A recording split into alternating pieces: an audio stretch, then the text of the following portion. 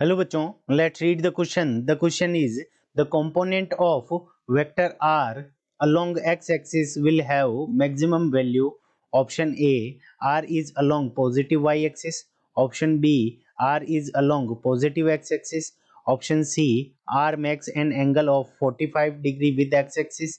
And option D is r along negative y axis. ठीक है बच्चों, तो हमें इस क्वेश्चन के अंदर क्या दे रखा है कि एक वेक्टर r है जो कि x एक्सिस की तरफ उसकी मैक्सिमम वैल्यू है। ठीक है बच्चों, तो वो r वेक्टर किस तरफ है। ठीक है बच्चों, तो सबसे पहले हम क्या मान लेते हैं कि ये हमारी y एक्सिस है और ये हमारी क्या है, x एक्सिस है।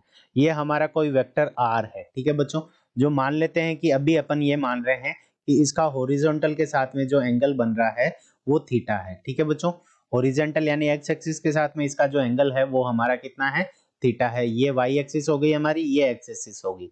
ठीक है बच्चों, अब देखो यहाँ पे ये है हमारा वेक्टर r और इसका जो कंपोनेंट है वो x एक्सिस की तरफ जो कंपोनेंट होगा, एक्सिस की तरफ जो कंपोनेंट होगा वो बच्चों हमारा क्या हो जाएगा, magnitude of r vector. Vector r का x एक्सिस की तरफ कंपोनेंट rx मान लेते हैं, तो ये क्या हो जाएगा, magnitude of vector r multiplied with the cos theta. ठीक है बच्चों, तो यही इसका x एक्सिस की तरफ कंपोनेंट होगा।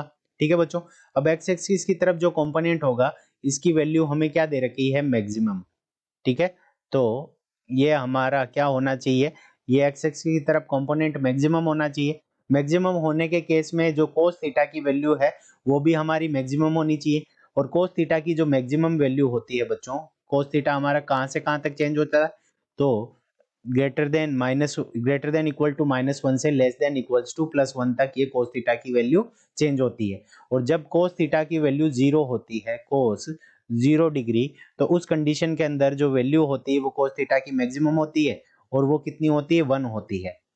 अब हमने एंगल किस डायरेक्शन से माना है, एक्स एक्सिस से माना है, तो इसका मतलब जो थीटा है वो कितना होना चाहिए, हमारा 0 डिग्री होना चाहिए। ठीक है बच्चों, तो थीटा जब 0 होगा तो वो किस डायरेक्शन के अंदर हो जाएगा, तो along along a positive along positive X axis. ठीक है बच्चों, along positive along positive X axis. ठीक है बच्चों, तो अलोंग पॉजिटिव एक्स एक्सिस, तो ये वेक्टर जब अलोंग पॉजिटिव एक्स एक्सिस होगा तभी उस कंडीशन के अंदर ये थीटा क्या हो जाएगा, हमारा 0 डिग्री हो जाएगा। और 0 डिग्री होते ही जो इसका एक्स कंपोनेंट होगा उसकी वैल्यू क्या हो जाएगी, हमारी मैक्सिमम हो जाएगी।